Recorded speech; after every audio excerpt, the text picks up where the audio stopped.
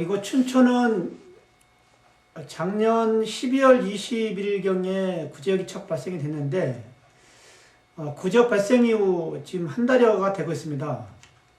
농가들은 마침 전쟁을 하듯 구제역 방제를 하고 있습니다. 저 같은 경우도 한 70여 도를 기르고 있는데, 작년 12월 20일부터 매일 방역을 하고 있고요.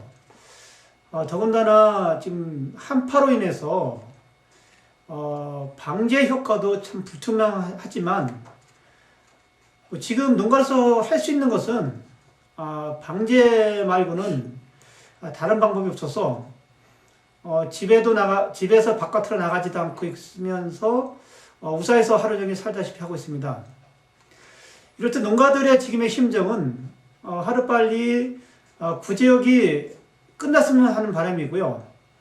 모든 생활이 말이 아니거든요. 하다못해 시내 나가지도 못하고 이웃 사람들과 함께 나눠서 이야기도 못하고 반감금 상태에 있는 농민들 심정으로서는 하루빨리 구제역이 종식되고 좀 자유롭게 소를 키우고 싶은 마음이고요. 그렇지만 농민들의 더 불안감은 이 구제역이 언제 끝날지 모른다는 것입니다. 계속 발생되고 있고요. 그리고 살처분은 계속되고 있고요. 백신을 놨지만 백신에 대한 효용에 대해서도 잘 모르겠습니다. 백신 맞으면 항체가 생겨서 구제역을 예방할 수 있는 것인지, 백신 아니면 다른 처방이 없어서 백신 처방을 했는데, 아직 농가들은 이 부분에 대해서도, 백신 처방에 대해서도 확신하지 할 수 없고, 정부가 지금 시행하고 있는 대책에 대해서도 농가들은 불만이 많이 있습니다. 지금 살처분한 소에 대해서는 100% 실거래가 보상을 한다고 되어 있는데요. 근데 이 소라는 것이 이제 번식우와 비육우로 나눠지는데, 번식우 같은 경우는 1년에 한 마리씩 송아지를 생산을 해야지만 그것을 가지고 소득을 내고 있고요.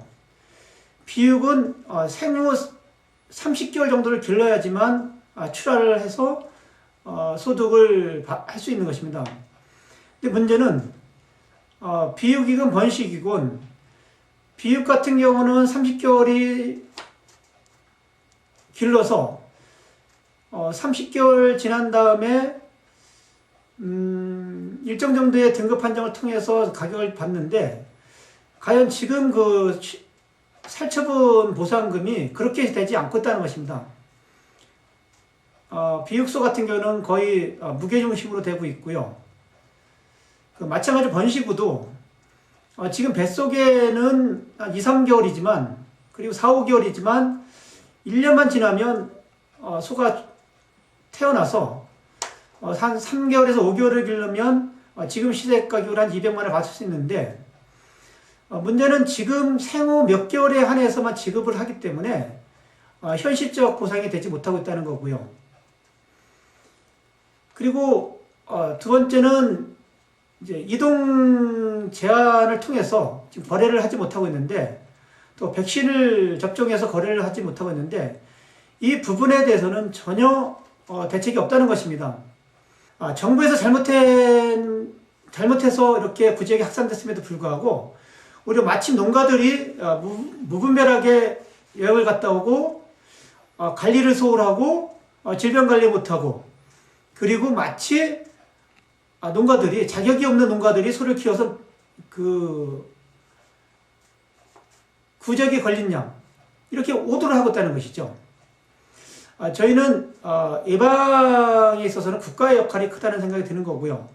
그래서 검역청이 되든, 아니 검역에 대해서 좀 통합 관리를 통해서 신속하게 검역할 수 있는, 그리고 예방할 수 있는 이거에 대해 국가 관리 체계에 대해서는 보완이 좀 필요하다고 생각이 드는 거고요.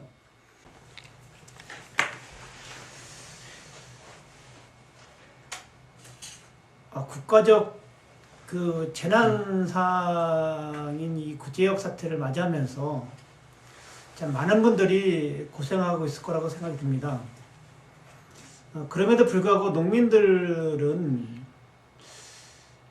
참 한 150여 마리를 생매장하는 이 시기까지 와서도 이 구제역에 대해서 정확한 경로나 그리고 이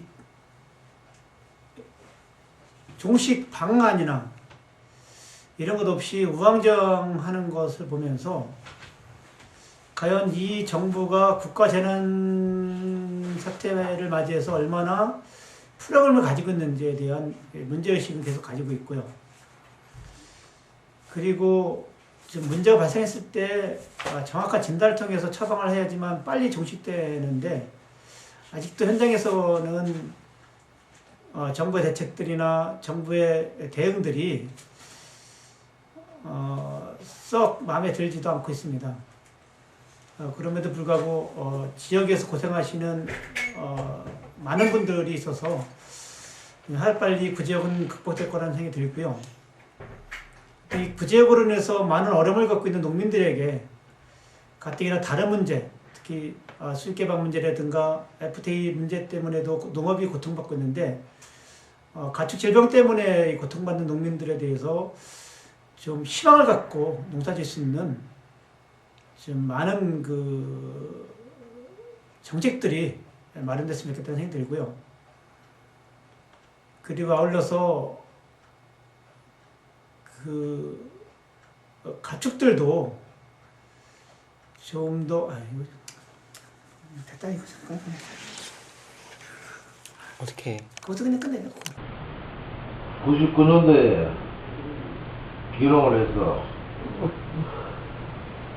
소 10마리부터 시작했습니다. 지난 10여 년 동안 오로지 한우만 보고 살아왔던 세월이었습니다. 현재는 140여도 사육하고 있고 안동발 구제역 이후 45일여 만에 저희 농장에 구제역이 찾아왔습니다. 일단은 소를 지켜주지 못해서 너무나 미안한 소들에 대해서 말 못하는 짐승이지만 소들에 대해서 너무나 미안합니다. 또한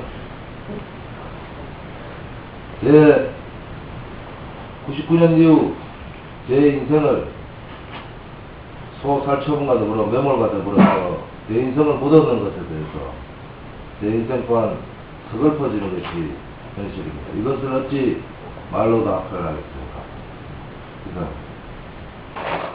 제 12년 인생을 소 살처분과 함께 묻고 철저하게 세상하고 빙의당할지 지금 17일째 어찌 제가 살처분 보상금에 대해서 물어나겠습니까? 하지만 적어도 현재 살처분 축산농가는 그렇지 않은 축산농가는 축산업의 위기에 직면해서 생과 사의 갈림길에 서 있는 것 같습니다. 현재는 생계안전자금 및 어떤 보상금에 대한 얘기도 전혀 나오지 않고 있습니다. 언론에서 접하는 시가 100%, 생계안전자금, 저희들은 곧 다가올 설이지만은 저희들에게는 아직 소식이 없습니다. 그것이 문제가 아니라 제가 다시 축산업을 영위하면서 사랑하는 저희 가족들과 생을 살기 위한 특단의 조치, 회생을 위한 특단의 조치가 1분 1초가 시급한 것 같습니다. 이 점 유념해 주시길 바라겠습니다. 안동 구제역 발생 이후에 30여일 동안 저희 만에서 했던 방역은 참으로 저희들이 할 수 있는 것은 다 했다고 보고 있습니다. 아침 일찍 일어나서 분무기 호수 녹이는 것에서부터 시작해요. 저희 마을 8곳 축사를 하루에 2번씩 소독하고 생석회가 나오는 쪽쪽 생석회를 뿌렸습니다. 이런 방역과 구제의 책임을 더 이상은 축산농가에게 돌려서는 안 된다고 생각합니다. 저는 마지막으로 말씀드리고 싶은 것은 저한테 살처분 보상금을 많이 달라고 얘기하는 것이 아니라 저희들이 안심하고 한국 축산업을 우리 민족의 자존심 한우를 키울 수 있는 그런 축산업 혜택을 위한 특단의 조치를 저희들은 기대하고 있습니다. 다시 5년 아니 10년 제 평생을 축산업에 몸담을 수 있도록 그런 조건과 환경을 만들어주기 위한 대책을 시급하게 내놓고 저희들 또한 방역 및 저희들이 할 수 있는 부분을 최대한 할 수 있도록 해주시길 바라겠습니다. 끝으로 살처분 현장에서 죽을 고생 해주신 관계자 공무원들 및 청송영양축협 관계자님들에게 고맙다는 말씀드리고 끝까지 지켜주지 못한 저희 집 한우 140여도 정말 미안하다는 말씀을 전하겠습니다. 이상입니다.